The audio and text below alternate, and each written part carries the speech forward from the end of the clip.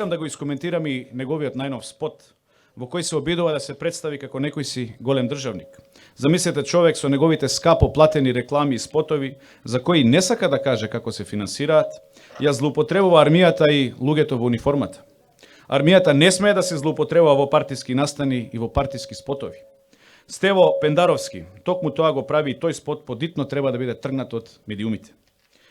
Дополнително, се фали дека наводно бил гласен поддржувач за развивање на модерна и инклузивна армија. Замислете, човекот бил гласен поддржувач за модерна армија, а ништо не превзема кога јавно објавивме дека во армијата се случува скандал од каде што офицери во негова директна надлежност сексуално вознемирувале млади офицерки и воени лица. Пендаровски Стево не покажа никаков интерес и за овој случај. Очајниот и уморен Пендаровски Стево не изусти збор за тоа што се објави конкурс за вработување на професионални војници на официјалната Facebook страница на неговата политичка партија во Рачиново.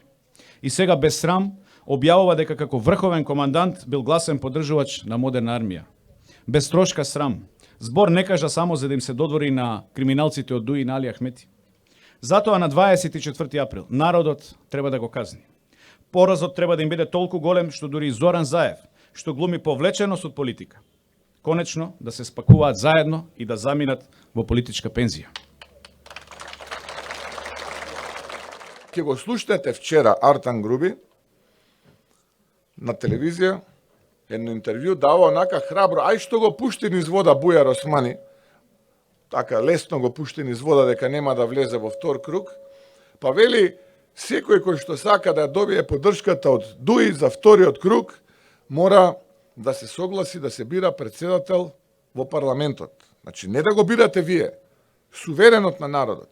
Граѓаните, од вас потекнува легитимитетот, тие сакаат неколкумина, така се тие навикнати во речица во седиштето, неколкумина да седнат и да речат, ти ќе ја купиш Соравија, ти ќе возиш Бентли, ти Ролс Ройс, ти ќе имаш фирма за ова, ти ќе увезуваш јаглен, ќе направиш фирма и ќе увезуваш јаглен. Тие така се навикнати, тие не знаат да го прашаат народот. И вели, ако сакате, вика, да добиете поддршка, тогаш ќе мора да се сложите председателот да се бирал во парламент. Ајде мајката си викам.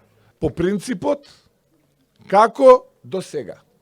Тоа е принципот по кој повеќе од 2 децени владее Дуи во владите со различни политички партии кои што се дел од таа влада. По принципот како до сега. Кој е тој принцип како до сега? Тој принцип како до сега е отвори денес фирма, утре донеси јаглен, ќе ти го платат од буџетот по 3 пати повисока цена, ќе вратиш кај нас од профитот пола. Тоа е принципот како до сега. На овие избори, изборот е помеѓу опцијата да биде Македонија горда, да биде Македонија достојна, да биде Македонија твоја, ваша, или па да биде Македонија засрамена, понижена, ограбена. Тоа е изборот. Ве молам, немојте да наседнувате на реториката на власта која што сака да ви ја наметне дека тие биле за Европската Унија, Европски фронт, а ние сме биле против Европската Унија. Тоа не постои.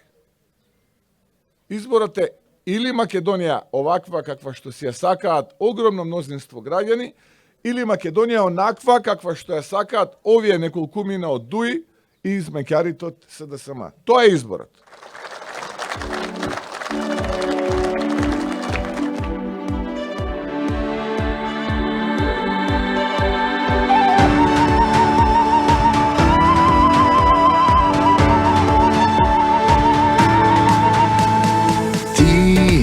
На овој крстопат што си и сака светот да го